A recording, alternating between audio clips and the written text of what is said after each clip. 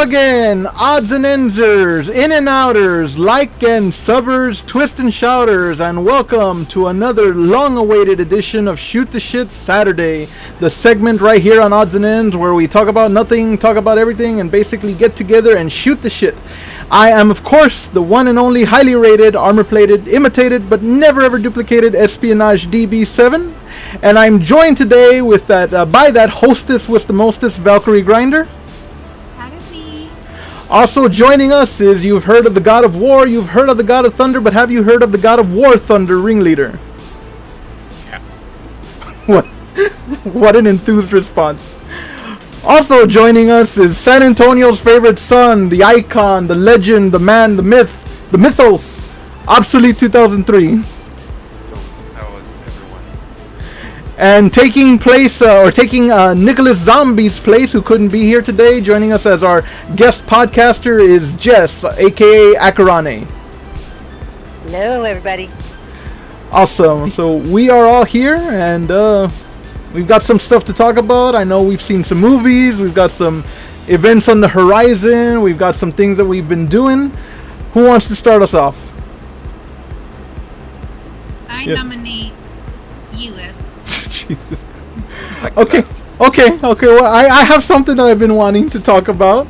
I change it. So, I've never played any of the Baldur's Gate games. And I don't think I'll be playing any of the Baldur's Gate games. Have y'all heard about the fuckable bear thing?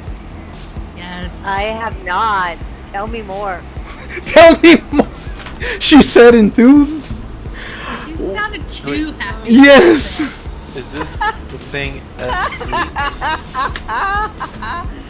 Wow, now that's giddy now. I heard you mention it at one point, and I was just concerned and at the same time intrigued. So now you have to explain it. All that I know is apparently there's some kind of new trailer or something for Baldur's. Yes. Continue. Wow. Really? Nick, you're here in spirit.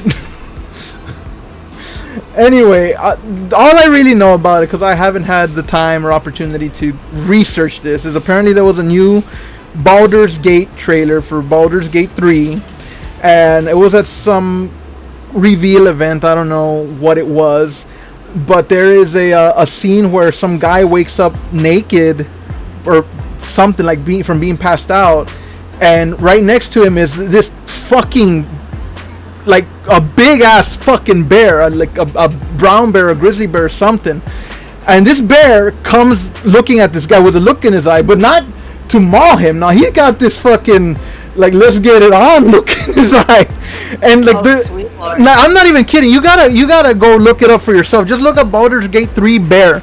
And so the bear comes at the guy, and the guy reciprocates the look. The guy's like, "Oh yeah, I've been waiting for this all day, baby."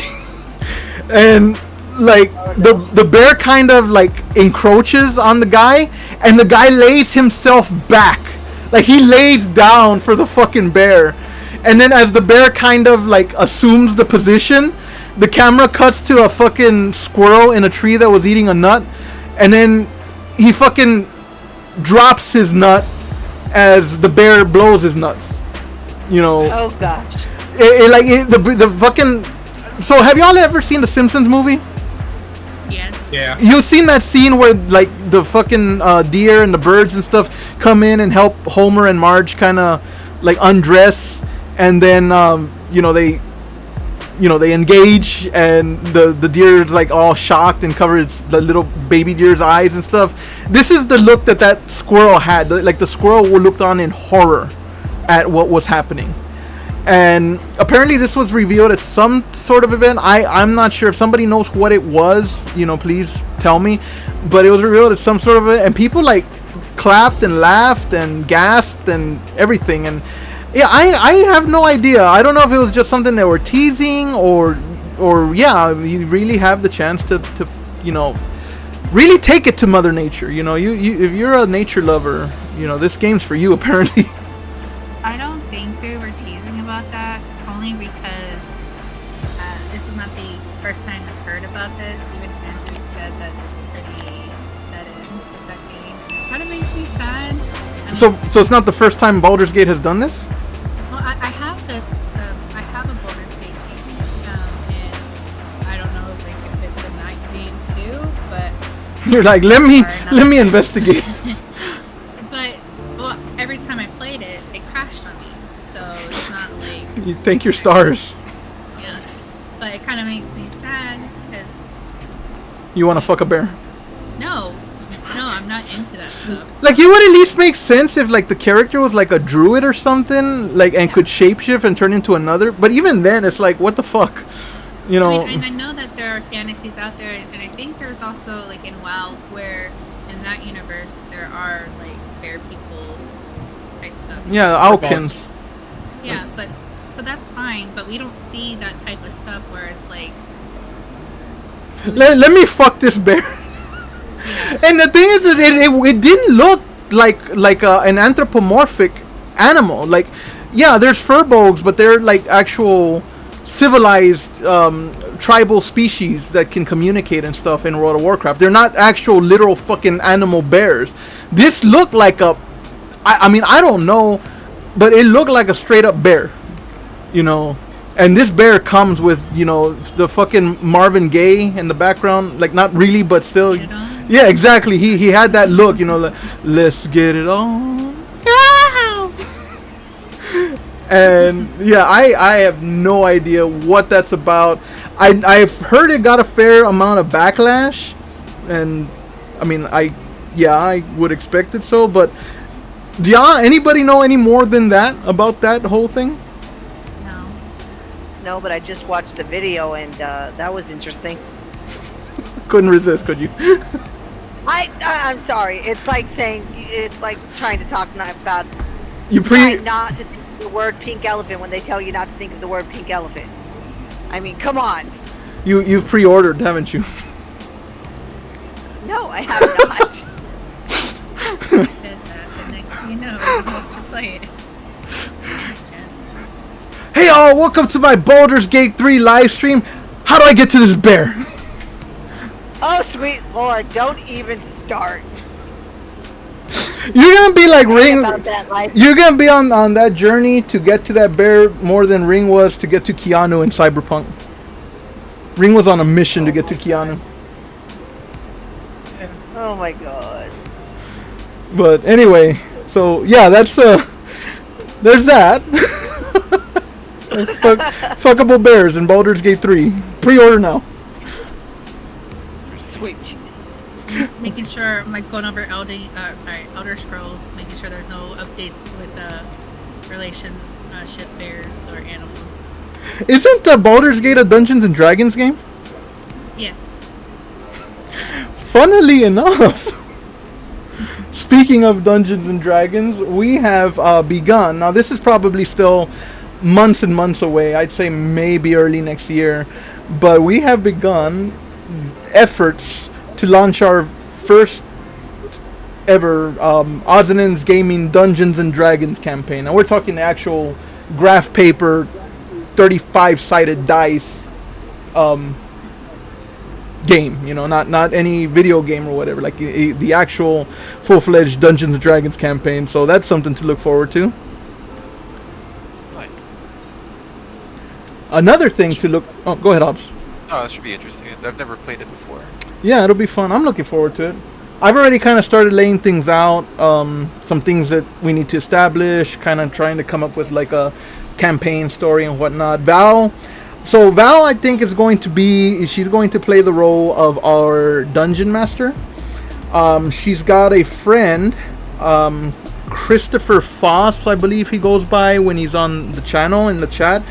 He is, I think, going to serve as kind of our guide. He seems to be like a D&D veteran, so he's sort of kind of going to help us get things set up.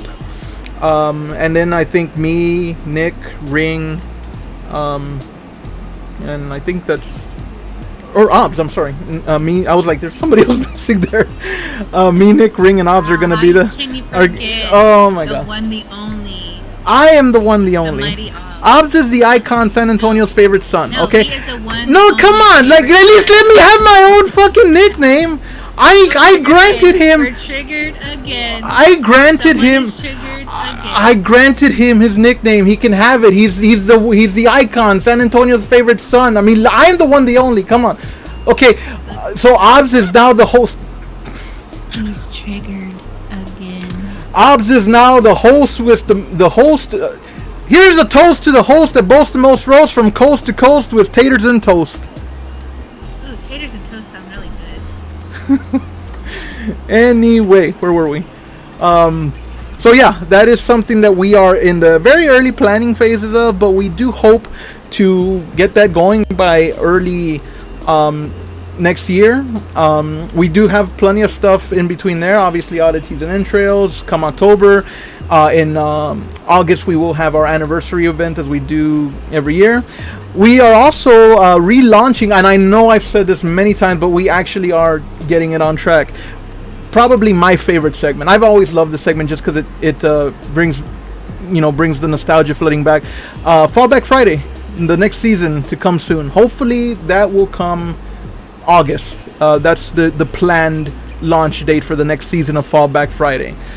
Unlike previous seasons where we focused on one console for each season, the new season is probably just going to focus on whatever we feel like playing at the time. Honestly, it's still going to be classic retro games, but it might be Super Nintendo, Sega, Nintendo, PlayStation, whatever.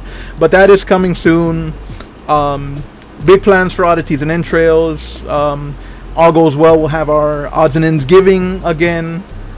And then we'll probably take a break by around Christmas, but yeah, lots of things on the horizon. So if you don't want to miss it, please do not forget to like, share, and subscribe. At the time of filming, we are at 298 subscribers, so we're hoping to get that 300 milestone any minute now. Could be, I mean, by the time this goes up, we might have surpassed that. But if we haven't, why don't you be that 300th sub? You won't win anything except our gratitude. Was that Obbs yawning? Oh. No, that was me laughing at you. Oh. Well, there Leave Obbs alone. He's minding his I own just business, asked and you're him. just over here. What the hell is with, are you his bodyguard now? Are you his press secretary? What the hell? Maybe I am. What the fuck? Might be. You go on. You go on Excuse you, Overlord Obbs is life. All hail. Thank you. Praise hands, praise hands. Wow. We got some groupies. No, just bodyguards, like you said, sucker. Alright, fine. Well, Obbs, why don't you lead us into our next... You master of charisma, you loquacious speaker, you bon vivant, you. Why don't you lead us into the next segment or next discussion? One of the things that we've been doing, one of my favorite pastimes, is checking out movies, I guess box office movies, and we've seen quite a few. To start off with, I guess we'll go ahead and lay out the three, and then just kind of go into discussion a little bit. And so far, the three that we've kind of seen, and at the time of this being recorded and airing, time's passed a little bit, but we started with Beast, Rise of the Beast, I think was the first one. Yeah, Transformers, Rise of the Beast. We saw that. We saw Flash, and then we saw Indiana Jones. So it's gonna not do a deep dive or anything like that. That's not a movie corner, but it's gonna, I guess, our overview thoughts of those movies. And I guess we can start off with the Rise of the Beast. I think me and Obbs are the only ones in this group that saw those, right?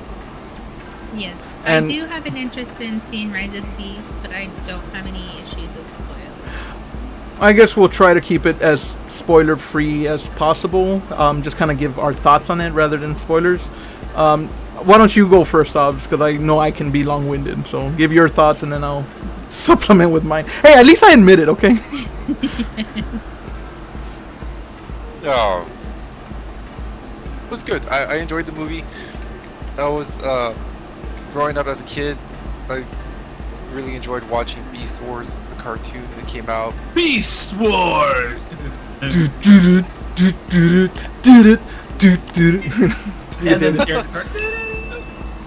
Yes. I forgot about that, It's but intro. yes. Glad Ring's also excited about that cartoon. I think it's on one of the platforms. Tubi. now. It's on Tubi. Oh, is it? Mhm. Okay, cool. But yes, that was a fun show to watch, and then they kind of incorporated some of the elements from that to this last Transformers movie, and it was kind of interesting what they did with the, I guess, the continuity. I guess from the older Transformer movies, they're kind of changing They- things up a bit. They're trying to make them like prequels, but it doesn't really flow or gel all that well. But it doesn't really matter. They're fun. It was a fun movie regardless. Yes, and some parts maybe were a little slow, just kind of doing the build up. The runtime was probably over 2 hours, but All these movies haven't all these movies been over 2 hours? just about. Yeah, they're like all going on 2.5 hours. Like, man, these fucking directors or whoever is the ones that are responsible for the fucking runtime need to kind of tone it down a little bit. Yeah. But it was good. They still had the classic Optimus Prime, which I guess this setting of this film took place in the 90s, I think.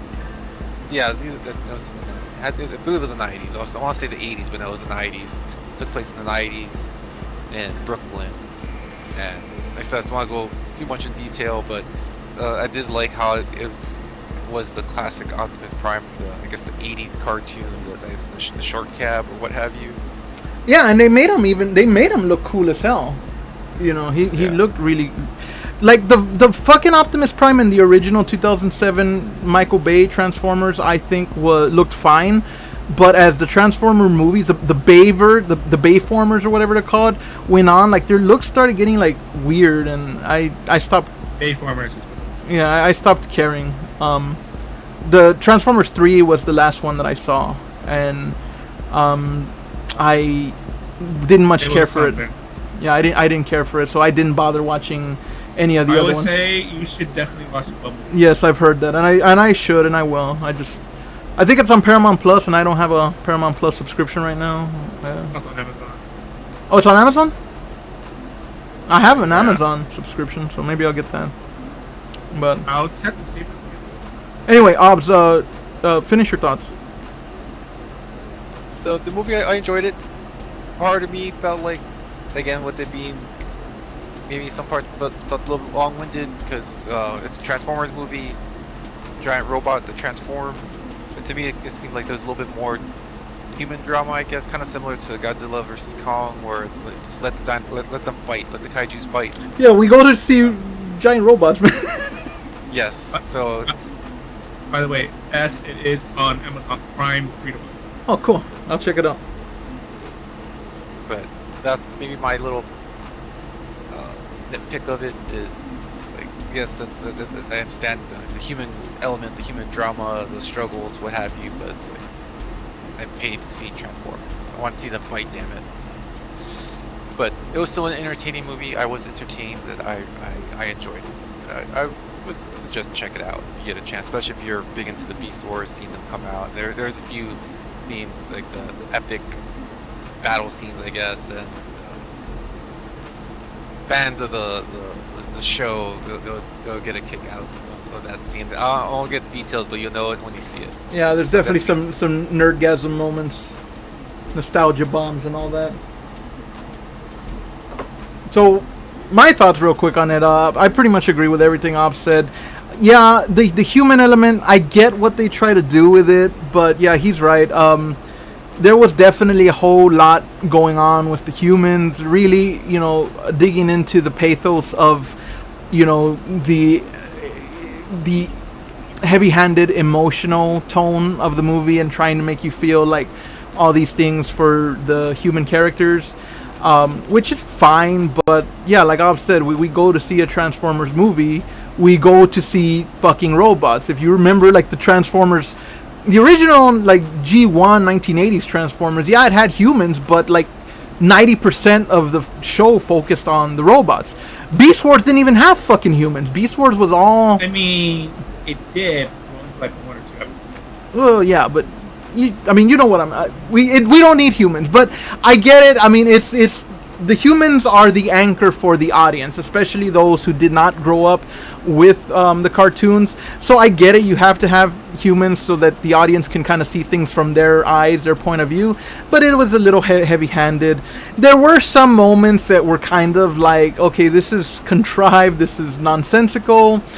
But suspension of disbelief, it definitely is a movie that as long as you can turn your brain off for the most part, you'll really enjoy it.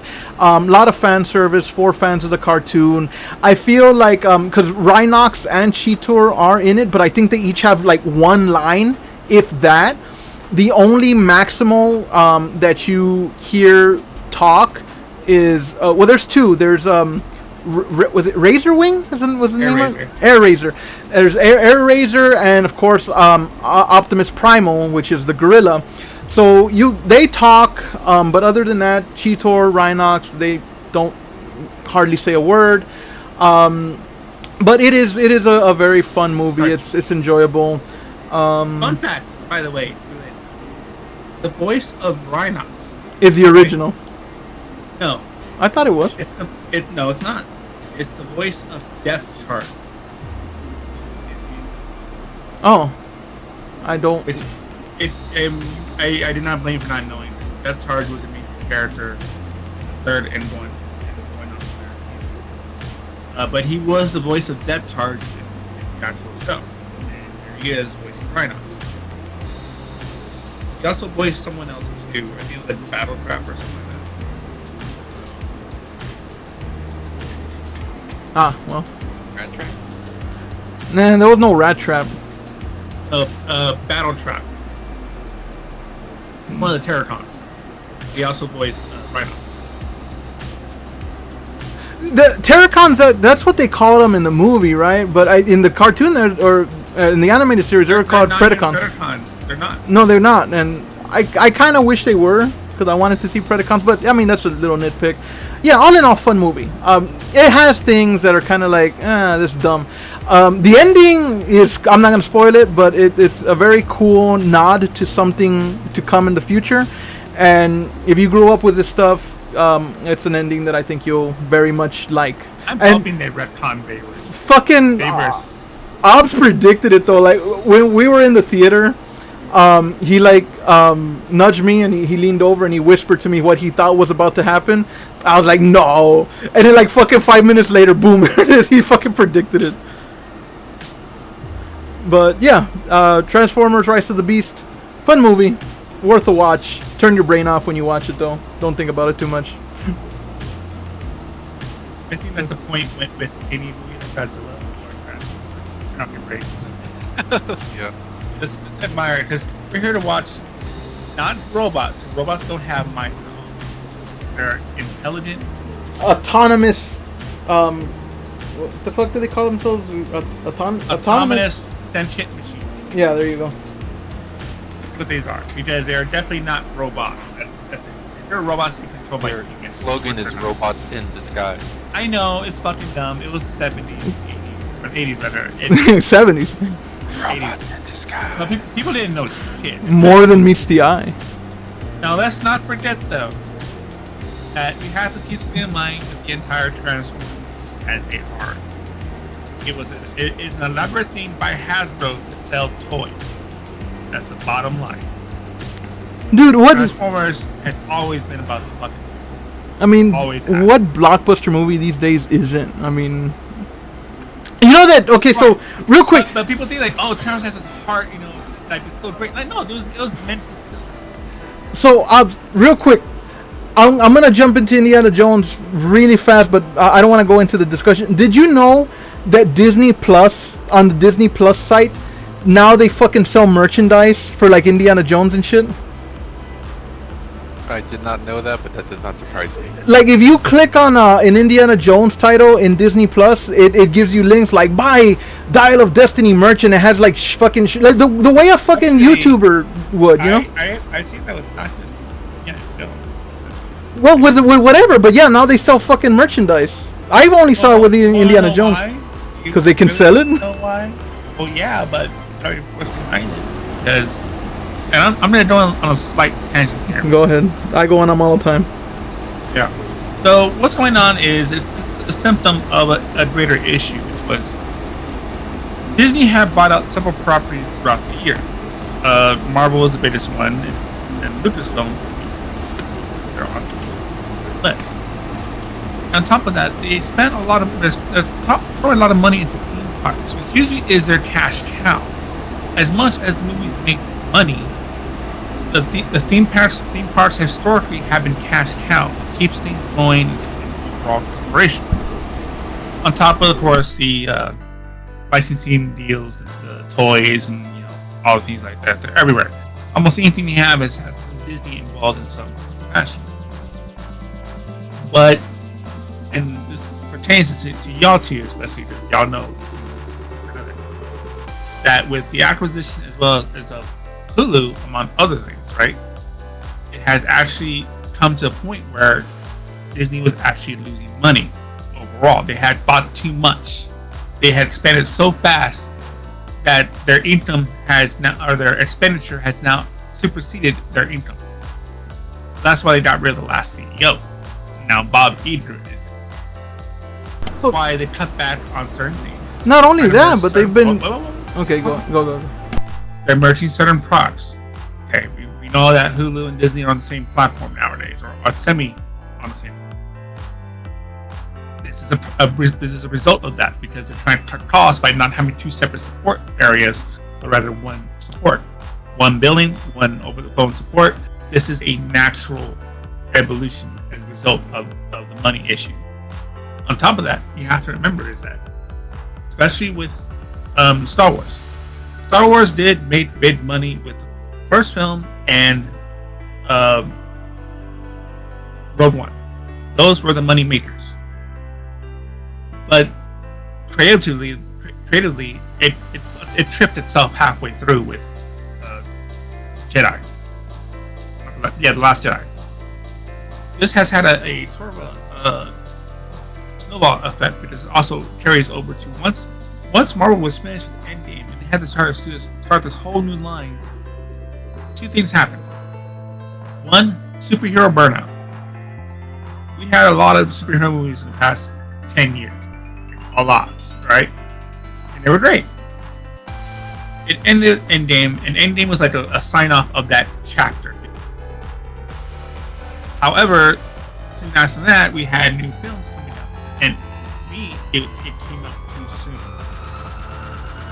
Because, well, Disney's trying to recoup its losses from the Marvel acquisition. At the same time, they had to recoup their losses from the Lucasfilm acquisition. So, Last Jedi came out. It was a shit show, as y'all know. It was subpar. This had led to a decline in visibility of other products, including their toys. They're all impacting the toys. With Marvel, Ring. I'm sorry to cut you off, but for some reason your audio is fluctuating from normal to low. Is anybody else hearing that, or is that just me?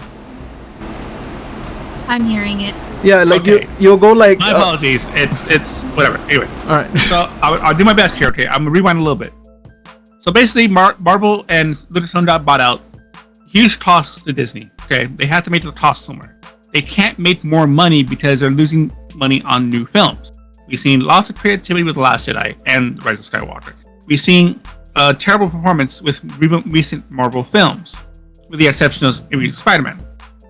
That's due mostly to superhero burnout, and on top of that, Star Wars burnout, because they're trying to release so much so soon. This is all also impacting shows on Disney Plus, which is supposed to keep them alive the whole thing. On top of that, their normal cash cow, their theme parks, are suffering. Before COVID, there was a steady income coming from those theme parks. COVID hit, everything went, downhill for a while, right? A lot less business, and blah blah blah blah blah blah blah. Now we had the post-COVID recovery for the past year, but the problem was though Disney had expanded so fast in those theme parks that now that things are returning to normal, that the revenue is not matching the expenditure. So you have Hulu merging, cut costs there. You have no new Star Wars films being created. Their stupid fucking hotel, the Star Cruiser or whatever. I know that was a huge flop. That was a big loss. The problem was they were trying to squeeze as much out. But the problem is, though, if you made it too expensive, you don't make any money.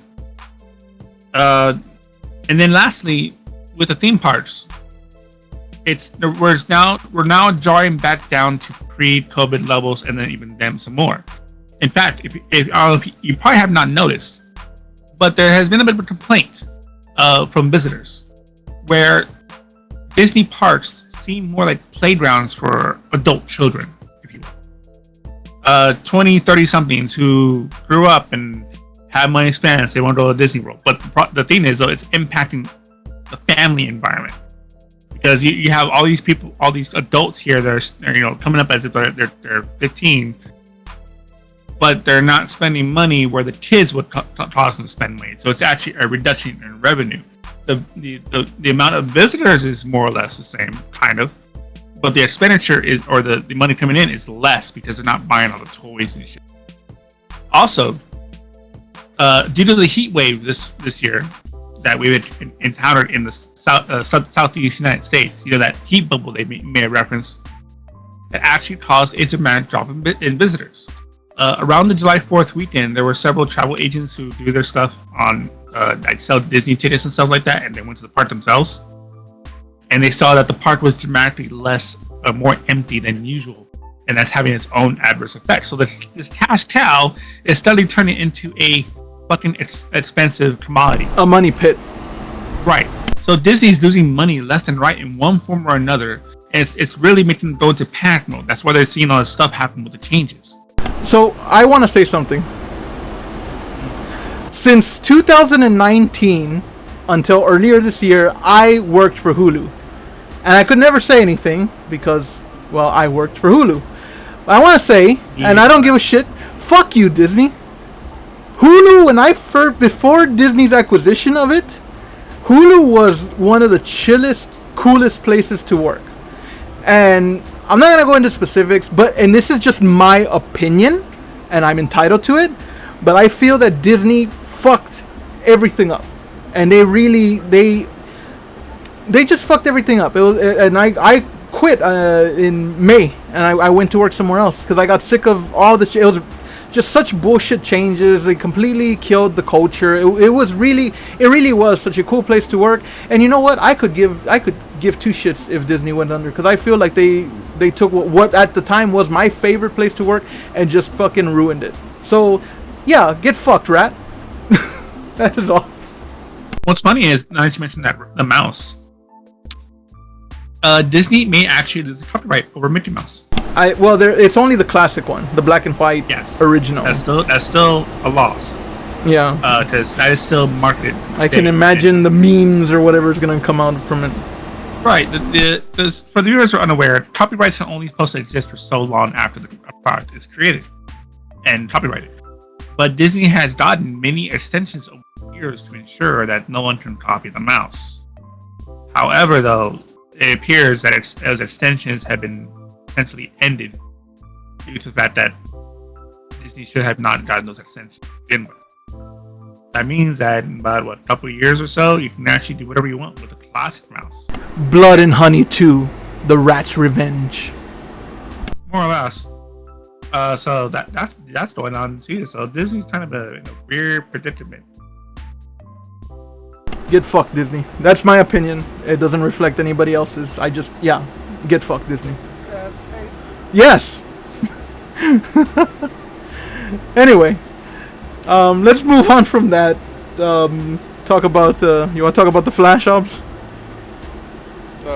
We'll do Indy since we're part of Disney and all that. So I was gonna save Indy for last, but okay. Or if you, yeah, Flash is an example of people, the viewers just generally being tired of superhero movies. But yes. Well, it's same as last time. I'll let you go first. Get your thoughts, and then I don't have too much to say about the Flash, but go ahead. Neither do I. to be honest. But I mean, the movie was kind of entertaining. It was kind of a slow start. I know they got some flack for its CGI, I guess. That they're saying that look for a movie of this, I guess, stature, that it didn't really do good, or like the CGI was pretty bad. But it was kind of a slow start. This is another one that was over 2+ hours long with the, I guess, the slow build up and all that. But obviously, again, hitting nostalgia with the old Michael Keaton Batman and his interaction with the story, and I feel like another thing that's getting overdone, especially in the superhero movies, is like the whole multiverse thing, and so that happened in this. But it was still entertaining. It's kind of like what as said before. It's again, he just kind of unplug and just kind of take the movie for what it is and just kind of go for the ride. It could be fun. Some parts kind of, let's say, dragged a little bit, but I guess again, plot development, whatnot. But it did seem kind of very, I'd say, erratic or scattered here and there in regards to the story and whatnot. But again, I guess, yeah, the saving grace was seeing the Michael Keaton Batman in action, which is pretty cool. And seeing like the old Batmobile, I think that's my favorite. Didn't Michael Keaton's Batman commit like martyrdom? Like he got himself killed or something? No spoilers, right? We're right. We're avoiding spoilers, right? Yeah. So it's a fucking DC movie. Who cares? So, but yeah, that's another thing that they said, that some people, like, I guess, like within a week or 2 weeks after it was in theaters, it was getting pulled from a lot of theaters, and it was gonna pretty much sometime this month already go into streaming. And probably, I guess, some people were speculating that just since they already announced that DC's scrubbing their whole DC universe, like, what's the point of even going to the movies to watch this movie? And the drama behind the actor with all his nonsense. Oh, that nonsense! Yeah. Yeah. So I'm gonna throw in a quick little bit here. Quick on that. Have you noticed that a lot of superhero movie actors are kind of like in some pop culture or something like that? Wait. Well, a lot of times they kind of put themselves there. What was that guy that played Kang the Conqueror? Majors? Wasn't he involved in some shit recently? Majors, yeah, he was domestic abuse or something. I know so. I think with DC though, on top of that, it was that one chick who was married to Johnny Depp. That was another one, and I'm pretty sure like Amber Heard. Yeah, that bitch. Pretty sure like that hurt any future movies as well, because it shows that how scummy WB was going to be. WB and all that was going to be about the whole thing. So they kind of tarnished the DC universe already from the get-go. And I think the only remotely decent film that came out with the whole DC universe was actually like 1984.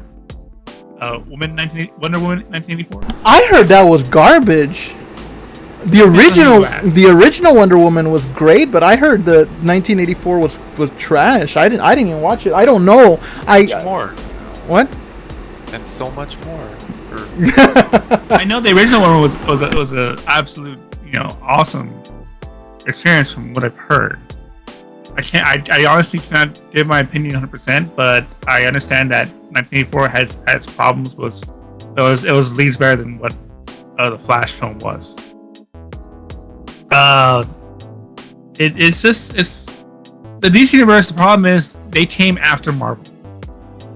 Like, everybody's already burned out on superhero films. Honestly, it would not have mattered. They just were in a rush to cash in on what Marvel was doing, so they didn't wait. Had they put out Man of Steel, and then a Batman movie, and a Cyborg movie, and a Wonder Woman movie, and a Flash movie before Ezra Miller got into all his fucking Mad Goose Wizard bullshit, I'm sure they could have matched success. And I say that because, I mean, look, the Snyder Cut itself was hailed as a much better movie than the original Justice League film. And that's just an alternate version of a movie. Can you imagine if they had actually took the time to cultivate and facilitate a complete universe instead of trying to cram everything. Jokes about the Snyderverse in general because it's like, ooh, Snyderverse, but it's actually not better because it still has the same fundamental. My opinion is that had they taken their time, people would have burned out on Marvel and would have been like, oh, here's an alternative. And Marvel was bright and colorful and, you know, more, you know, fluff endings and stuff like that. Too. Whereas there's a lot of humor in Marvel. Yeah, and until they started overdoing it, like to where like everything is a joke now. But you know, DC was more dark, gritty, serious, and realistic and stuff. And like, I think people would have eventually turned to DC, but DC just wanted to fucking speedrun shit, and it did not work out for them.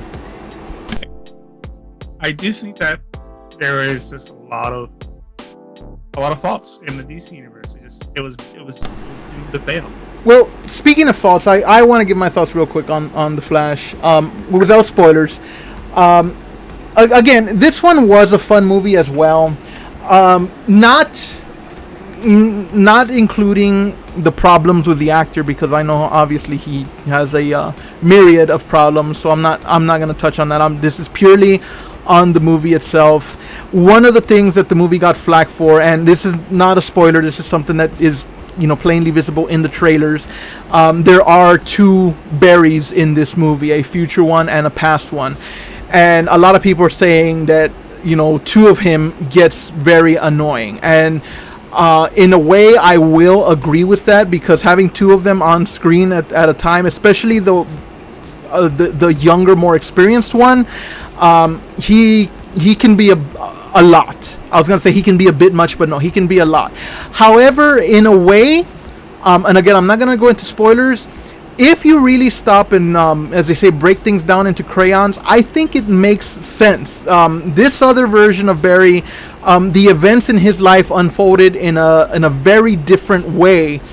He didn't have a lot of the things that shaped his life the way that the older Barry did. So in a lot of ways, the older Barry acts as a mentor, a guide figure for the younger one, and the younger one is a lot more childish, a lot more hyper, a lot more grating and abrasive, whereas the older one, I mean, that's still his personality, but he definitely is more grounded, more serious, more focused and determined on his mission and his goals.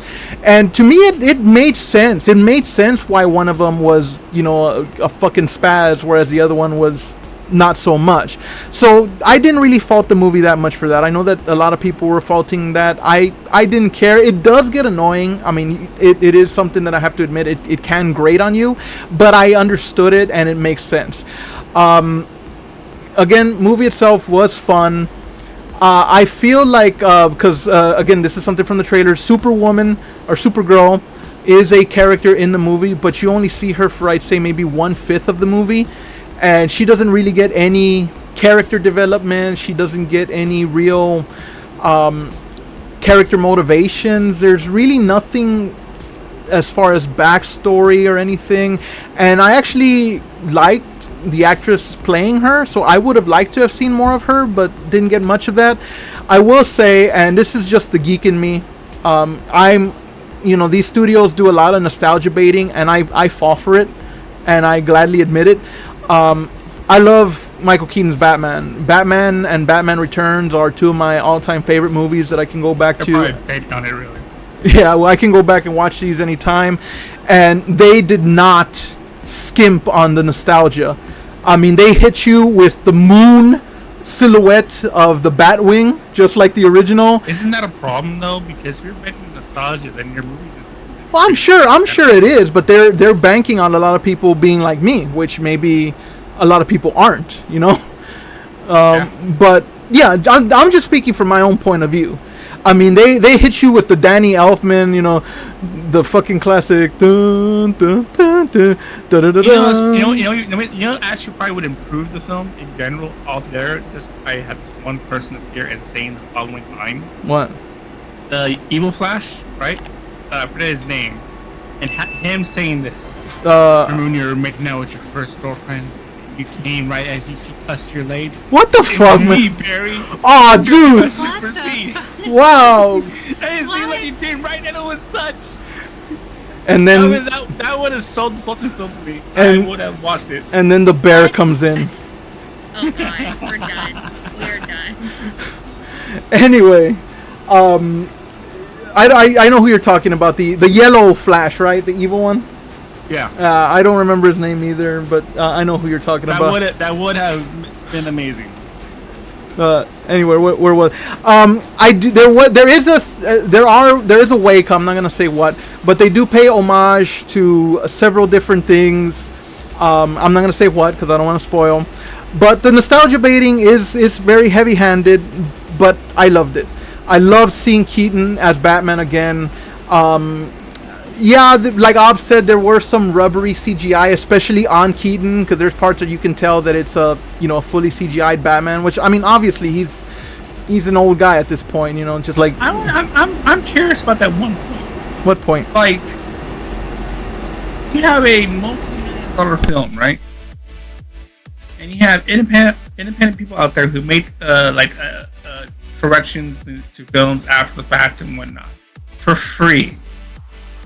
Why is it that movie production companies feel like they have this need to cheap out on important bits that can be easily picked apart, whereas people who are doing it for free can just nail the shit flawlessly? I don't get this fucking trend. It makes no sense at all on this. It actually hurts the film. It hurts the movie. You're doing that cutting in and cutting out thing again a little bit. I'm sorry. Fuck this whole thing. Okay, so what I'm saying is that if they are cheaping out so much on these fucking films on the CGI, right? But you have someone who's an independent who is just doing it for free on YouTube just to clean something up to make it look better. Why the fuck is it so hard to produce it right the first time? Dude, I can tell you why. A huge number of shit in the pipeline. Like, I mean, the way they've been pumping out stuff. It's so much stuff. Overworked animators and crunch time. Deadlines. We need this by Friday. Done. So, I mean, they don't have the time to refine it. And whose fault is that? Not the animators. It's not, it's not their fault. It's the fucking studio heads that, like, have unreasonable demands, crunch times, and so much shit in the pipeline that they have so much projects that they have to spread their animators so thin. Whereas a YouTuber, I don't claim to know what kind of work goes into that process, but I'm sure, they can pick and choose what they want to focus on, and they can take some time and refine these little projects and make them, masterpieces. I don't think it's not something that they're not capable of. I mean, look at the Infinity Saga and Thanos. I mean, Thanos, I think, was pretty much 100% CGI. It looked real as fuck. Yeah. But, I mean, it's not something that they're not capable of. It's just that there's so much shit in the pipeline. They're spread so thin, and there's so much crunch time and deadlines, and they're overworked and underpaid. And, I mean, you get what you pay for, and it shows. Probably why the Screen Actors Guild is on strike right now. Yeah, yeah. But Flash, I didn't think it was bad at all. It was fun as well. If you not including the problems with the actor, because I have heard that a lot of people protested watching the movie because of the actor, which I don't blame them. But if you discount that from it, it's another one of those shut your brain off and enjoy the movie, and here's some nostalgia bits for fun. Yeah. You're thinking about Michael Keaton's buns in the Batsuit. Oh my god, fucking George Clooney when he does the fucking bat button. Laura consistent.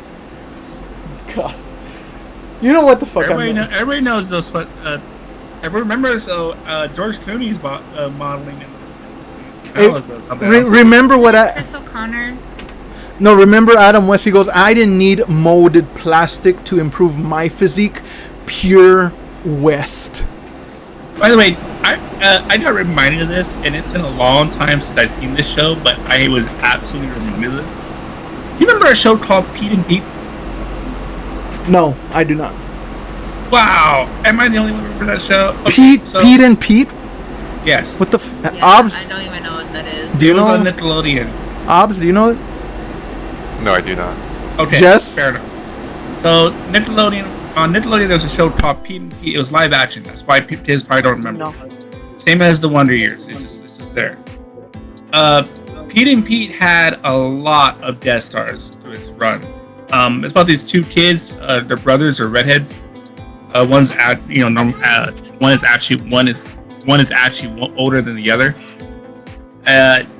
You should look up the guest star list on that show because holy shit, there is a lot of people. J.K. Simmons, fucking Adam West, of course, right? I totally forgot. Man.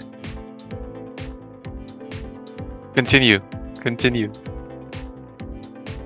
So Continue. there were a lot of people. We got for example, LL Cool J for one, Chris Elliott. It said J.K. Simmons. The list goes on and on. There was like a lot of people on that fucking show.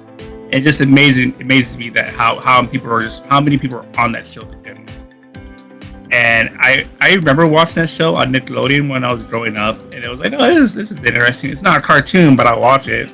It was actually pretty good. It was pretty memorable. But again, you had to watch it to actually enjoy it. So I really didn't understand the Wonder Years, but it was on at a weird time. So I don't know how we man, say. I'm kind of nostalgic right now. That's Since fine. I want to nostalgic about Batman. I'm nostalgic about. That's fine. It's fine. It's just a weird kind of segue. Look, man, I'm gonna do what I'm gonna do. Okay? I'm not telling you not to. I'm just saying it's strange. But anyway, so we are going on about 15 minutes, so I think we can wrap up with a quick wrap up of Indiana Jones. And I do have some stuff to say about this movie. I again will try to keep it spoiler free, but as per usual, I'll let Obs go first. It was mostly entertaining.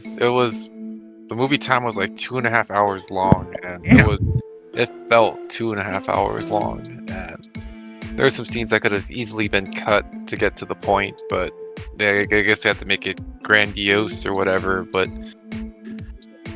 I don't know. And they kind of. I was wondering how they're gonna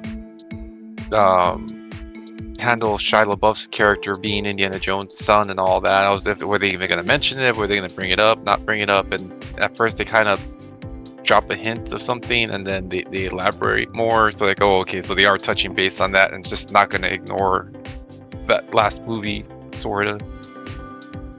But Was he even in this movie? no. No. But they mention him.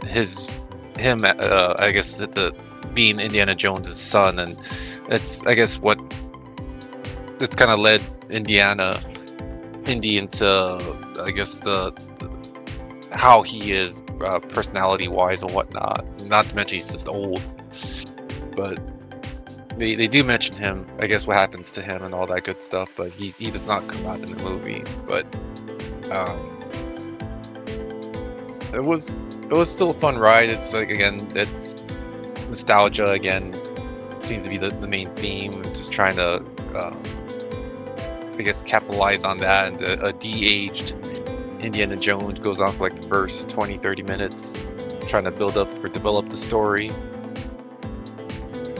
But it was still entertaining. But yeah, like I said, it did I don't know why the hell it was 2.5 hours long. It did not need to be 2.5 hours long. But it was alright. See in theaters? Nah. I would say wait till it hits Disney Plus. That way you can pause it and do whatever. So it's not sit through it 2.5 hours. The Snorefest, people. Snorefest. Yes.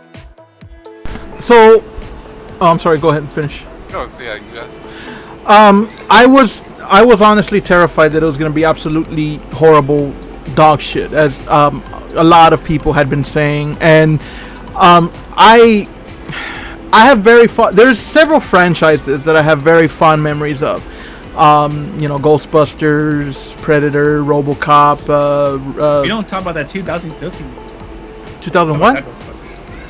We don't talk about the Fembusters around here.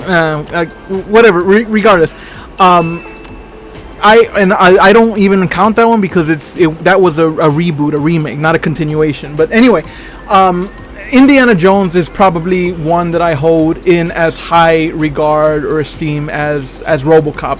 RoboCop is probably my all-time favorite movie. I'm a big RoboCop fan. Indiana Jones is probably a very close second as far as characters and franchises go. And I remember when me and Obs went to see Kingdom of the Crystal Skulls, and there were some things that were wrong with that movie. I remember we walked out and we were like, man, fucking aliens, really? Obs' reaction Didn't was... they basically retcon that film with the new one? No, they didn't. They didn't retcon it. They didn't really talk about it too much, but the events of it did happen. They didn't, as far as I saw, didn't undo its events or anything like that. But anyway, yeah, Crystal Skulls had some issues, but it was still fun, and it still felt like an Indiana Jones movie for the most part. So I was very worried that they were going to completely butcher Indiana Jones. And I'm happy to say that they didn't completely butcher it, but they did work him over a bit. So a lot of people say that this movie did not need to be made, for an octogenarian Harrison Ford. And yeah, that is true. Crystal Skulls would have been a fine place to leave would have been a fine. It would have been best with the Last Crusade, but we got the Crystal Skulls. That would have been fine. The main problem with this movie, I didn't have a real problem with Harrison Ford or anything. The action sequences were entertaining. Some people complain about the CGI. I didn't have too much of a problem. I did have one problem, and again, I won't go into spoilers, but there was this one part where I was so confused that I actually leaned over to Obs and I go, is that the same guy from the beginning? Because there is a guy that gets hit with something in such a way that you think he is fucking dead. Like, there's no one who would survive this shit. And yet, years later, he reemerges perfectly fine, and they never explain how he survived. I'll just leave it at that. But I was like, that can't be the same guy. I was thinking it was like his son or brother, or I kept expecting them to do some kind of time travel thing where I was going to explain how, he survived or something. But no, they never do. Apparently he just survived this thing. So I definitely had a problem with that. There are some plot holes. The ending leaves a pretty big one. Like, there's I can't really talk about it without going into spoilers, but there is a pretty big plot hole with the ending. But even all of that can be overlooked. All of that can be forgiven. The main problem with this film is honestly Phoebe Waller-Bridge. And I have nothing against the actress. I'm sure she's a fine actress. I know she's popular in some series called Fleabag or something, which I've never watched. But the way that her character was written is so fucking grating and abrasive. She is constantly outdoing Indy. She shows him how she's smarter than him. She's more adventurous than him. Mary Sue? She has her own short round. You remember Short Round from Temple of Doom? Yeah. She has her own short round. In many ways, Indiana Jones is her sidekick, tagging along on her adventure. She is the propelling catalyst in this film. Indy is just this miserable old man retiring, and again, no spoilers on that because that's shown in the trailer. She's the one that kind of propels things. She's the one that gets the story going. Indy kind of tags along with her. She's the one that is. Well, they did it. They did another Ray.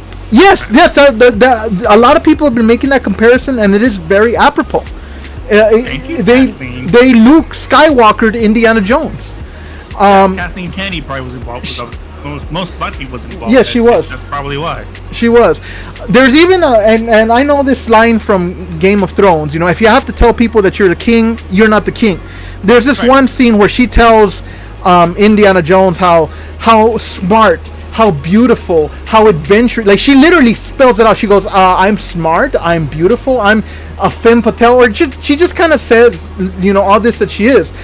There's this one part where like Indy's struggling to like read some not hieroglyphics, but some like ancient language, and she just kind of comes in and like nothing, like she was reading a pamphlet, just does it. I'm like, so you out archaeologist Indiana Jones. You're smarter, you're tougher, you're better. And then she berates him for being a bad father figure. Again, no spoilers. It is shown in the trailers that she is his goddaughter. And she's like, you know, you were never there for me, and you should have been a better godfather. It's like, what the fuck, you know? So, yeah, all she does is berate him, kind of put him down. Eventually, she builds a rapport with him, but I don't feel like it's earned. And I just found her character annoying. Harrison Ford, he chugs along. He does his best for a guy his age. But like I said, I mean, did we really need to see an octogenarian Harrison Ford, you know, reprising the whip and fedora? I think this is another chapter, if you will, in the with Lucasfilm, where you have to destroy his old icons in order to establish his new kingdom. Why? Look at what Ghostbusters Afterlife did. They maintained, you know, it was a passing of the torch. You don't need to destroy what came first to build yourself up. If you do, then you're not worthy of taking that mantle, because that mantle was created by those that didn't need to destroy anything else. It was made by actors and writers and directors that were worthy of what they created. So if you have to destroy something to build your own product up, you're not worthy of whatever mantle you are trying to assume. Right. I honestly believe, I'm holding this true, that Afterlife did things correctly. Because it did. It did. The old Ghostbusters are old men now, and of course, you know, unfortunately, Ivan Reitman passed. I think it was Ivan, right? Ivan Reitman, the original director, and Harold Ramis. But Harold Ramis, yeah. They go ahead. It was Harold Ramis that passed. That's right. It boggles the mind, because now, mind you, we're in an era where we have a lot of nostalgic sequels or remakes. It's a consistent thing nowadays, where they try to bank on that nostalgia in order to bring the sales. AKA Batman, and he tried to do with you. You know, it didn't work out. In the Flash's defense, they did not tear down Michael Keaton's Batman. As a matter of fact, they made him look pretty badass, you know, for who. I mean, the guy went up against Zod, dude. They're still banking on nostalgia. Yeah. So that they think that's going to sell things. But you have to remember is what made Batman great. Now, mind you, he was based on a pre-existing character. That's fine. That's okay. But you have to build up its own character in order to succeed on its own. And it did. Michael Keaton did indeed, as an actor, brought out that type of Batman that was needed. Now, Christian Bale, fuck yeah, that was another amazing Batman, but he made it his own Batman that also falls well within what the lore supports. Then you have Rey Skywalker, right? Comes in after Luke, and they had to essentially destroy your old hero in order to prop up a new hero. But that's what I'm saying. I don't get that. Why do they feel like they need to do that? Because you want to know why? Yes. Tell me why. Tell me why. I may get some hate for this, but it is what it is. It doesn't change the fact that it's a symptom of more recent things where you have to, in order to prop up a female character in a role that usually has a male in it in some form or fashion, you have to attack the male character. You have to attack the source material. Because as the writing stands, the writing, mind you, not the actress, the writing I'm citing here, is that the new character, based on the writing, is weak. Cannot hold up on their own. You have to make them overpowered. You have to give them all these things that were not earned. When Luke went through the original trilogy, Luke had to earn his shit. Okay, he was just a poor farm boy on a sand planet. Everything else, which way he was far away. He didn't know he had force about powers. He had shit. Yeah, he took his lumps. He got his hand cut off. He learned that he was outmatched. You know, Yoda told him, right. You know, don't go. You'll get fucked up. and that was part of the hero's journey. Which is, by the way, considered one of the greatest films of all time. By the way, if they had were aiming to accomplish the same thing with Rey or this chick from Indiana Jones, I don't even know her fucking name. But even the Fembusters, for that matter, right? That they would have been able to do it without destroying the old characters, because you have to realize that destroying is less effective than having those old heroes support your new character. Because remember, I saw seeing Luke Skywalker in The Last Jedi, and I was cringing after the fact. Like the first day, I was like, yeah, that was awesome. But then I sat down. I'm like, wait a minute, hold up. Luke wasn't like this. He believed in providing salvation for fucking Darth Vader, aka Anakin, his father. He went to the ends of the earth in order to save his ass, right? He couldn't even do that for his nephew, who was not even gone that far. So what the fuck happened? Why was it written that way? Because you had to make your character appear weak in order to support a new female character. But don't these writers see that rather than tear down a legacy character, if they can show these new female characters filling the role and having to struggle twice as hard to do it because of the fact that they're women, and yet being able to survive and thrive in that role after the torch is passed on, that they'll earn that much more respect from the audience. What the audience doesn't like, if they grew up with a character, they don't want to see that character deconstructed and torn down. I'm sure they don't mind seeing the passing of the torch. I'm perfectly fine with new Ghostbuster films coming out with these kids. I think they're a little young, but it was done well. It was done masterfully. We got a good... I love Phoebe. Yes. I loved her. She is an amazing character, and the young actress herself did a fantastic job. Yes, I agree. And remember, she went through her own trials and tribulations and all of this. Exactly. Yes. Now, mind you, yes, she is a brainiac. She takes that from her grandfather. It was going to happen.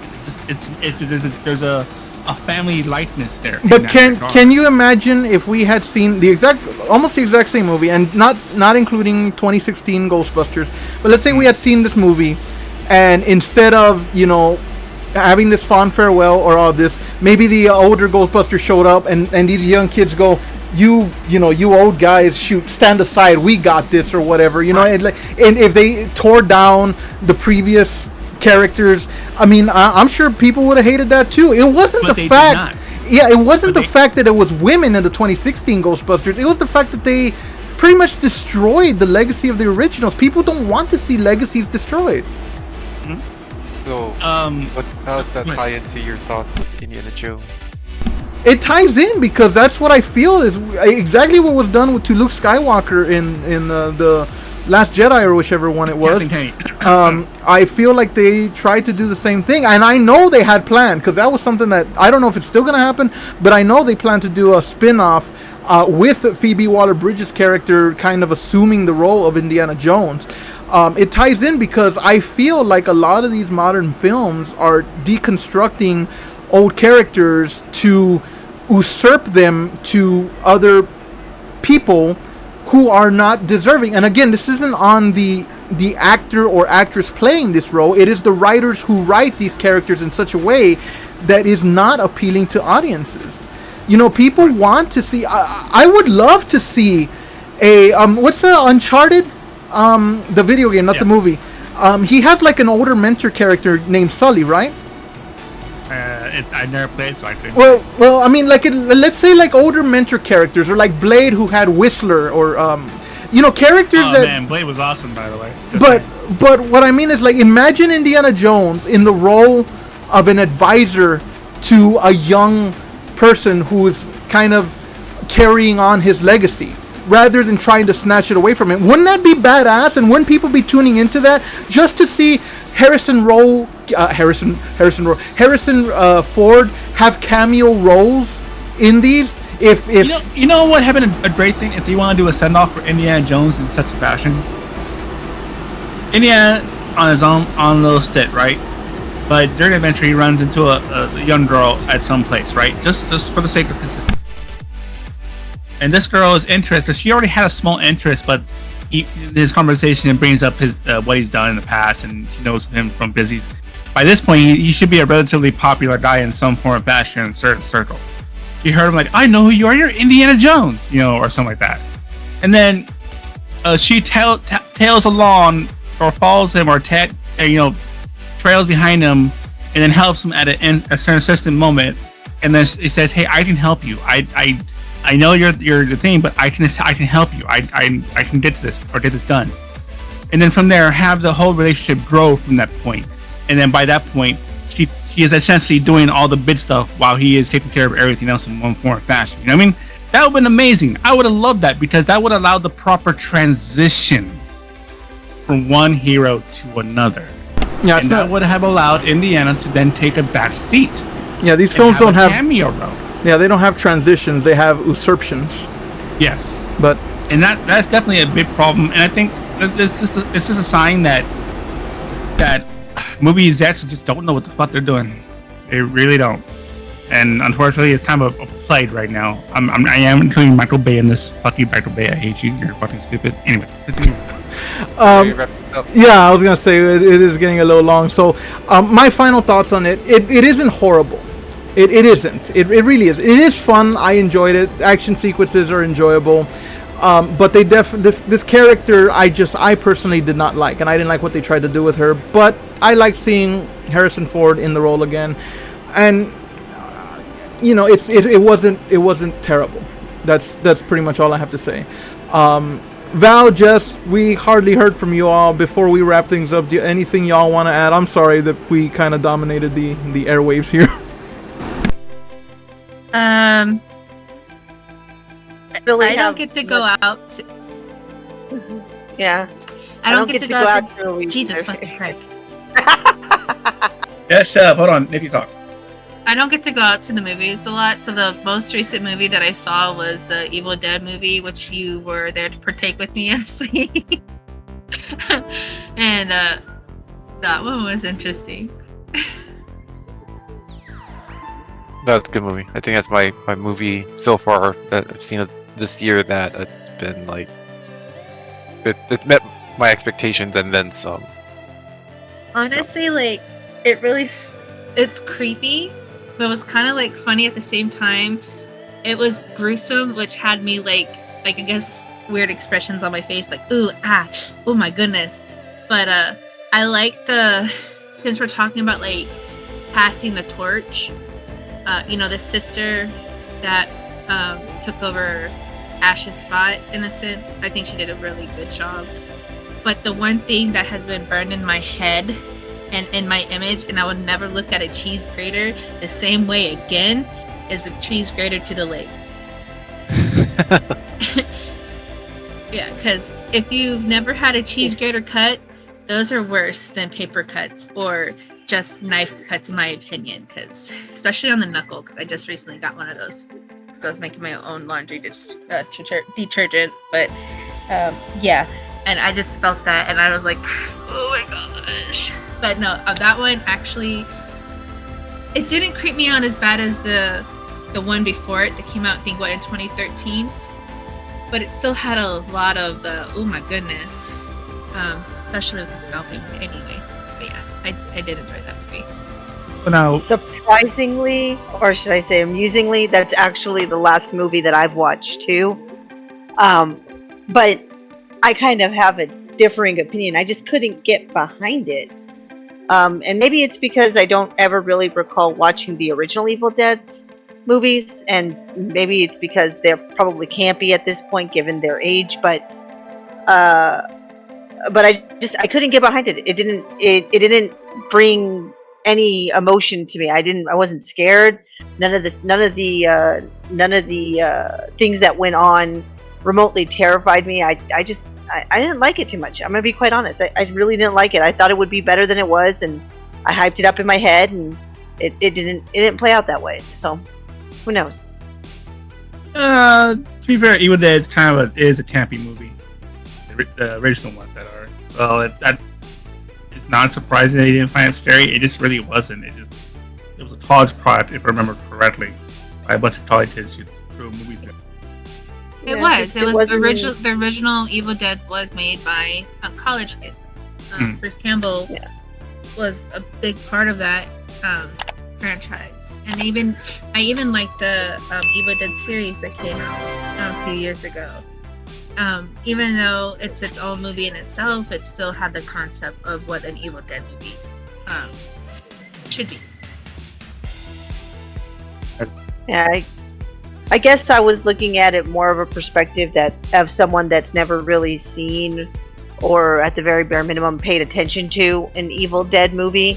I'm not one of those cult follower type of people with that movie, so I was looking at it with fresh eyes, and I guess I was expecting more than what it was, given all the hype it was given. So that could just be me. Say it's a fairly accurate assessment. Pretty much all it comes down to. Yeah. All right, I think we've hit a stop here at Basics. Yeah, a good little breakdown of 4 movies. Not bad. Fair enough. And who wants to see us out since I did the intro? I'll go ahead and see us out. All right, ladies and gents, viewers and watchers, thank you for listening on our little podcast here. I've been joined here by Estion's DB7. That's me. Dr. Grinder. Good night. Akira and I, or known as Jess. Akarane. Say it if I want to. Oh my gosh.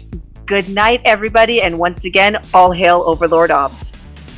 Like, what the And fuck? Seriously. representing our Overlord, our Master in Chief, the one who guides all through the darkness into the light, the one and only Obsolete 2003. Yo, have a good day, everyone. Settle down. What a bunch of And- glad-handing Please, sycophants. buddy, And I am Rainleader Zephyr, and have a great night. And if you like what you listen to, like, subscribe, enjoy our stuff. We're always doing almost every other day at this point. See you soon. Settle down. Bye.